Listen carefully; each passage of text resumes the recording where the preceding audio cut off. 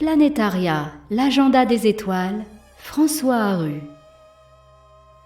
Le mois de septembre est bien choisi pour se préparer aux nuits plus sombres où le ciel nous réserve de belles découvertes plus longtemps. Le jour et la nuit. Le 1er septembre, le soleil se lève à 7h11 à Paris pour disparaître à 20h29. Le 30, il se lève à 7h52 pour un coucher à 19h27. En septembre, la nuit sera donc plus longue d'1h43. Le 22 septembre, à 13h30, c'est l'équinoxe d'automne. Le soleil se trouve exactement à l'opposé du point gamma, l'équinoxe de printemps. À cette date, le 22, notre soleil passe de l'autre côté de l'équateur. Ce 22 septembre, en Guyane, vers le site de Kourou connu pour le port spatial des lanceurs Ariane, le soleil passe donc quasiment au zénith, juste au-dessus, ce qui est impossible dans nos régions.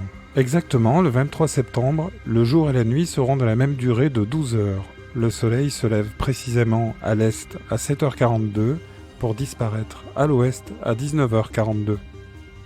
La lune. Le 2 septembre, nous aurons la pleine lune. Le 10, ce sera le dernier quartier de la lune. La nouvelle lune aura lieu le 17 septembre. Et le 24 septembre, le premier quartier de la lune. Notons que le 13 septembre, la lune va se rapprocher de Pollux, l'étoile qui accompagne Castor dans la constellation des Gémeaux. Les planètes.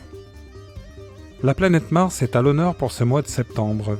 Par sa visibilité à partir du soir lentement pour être visible toute la nuit, son diamètre apparent va grossir lentement, ceci facilitera son observation avec un instrument.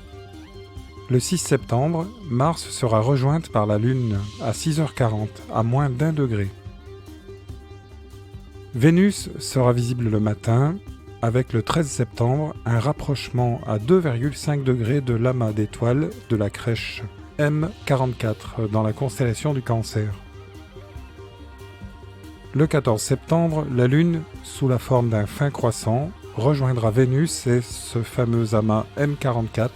Profitez-en, tout en cherchant cet amas aux jumelles pour observer la lumière cendrée de la Lune, la partie éclairée par notre planète. Jupiter et Saturne restent visibles mais seulement à la première partie de la nuit. Jupiter et Saturne seront approchés par la Lune le 25 avant 23h pour Jupiter et le 26 pour Saturne. Les constellations.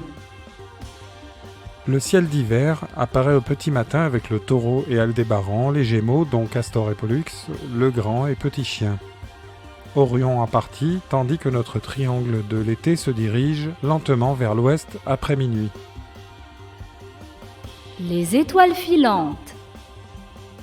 Les Perséides, ça continue.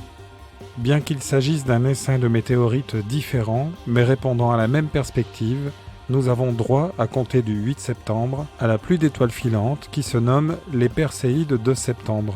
La durée de cette pluie d'étoiles filantes est de 16 jours environ, à raison de 5 météorites par heure en moyenne. Feuilles mortes, champignons, châtaignes et le retour des fruits rouges. En attendant, je vous souhaite de belles visions nocturnes.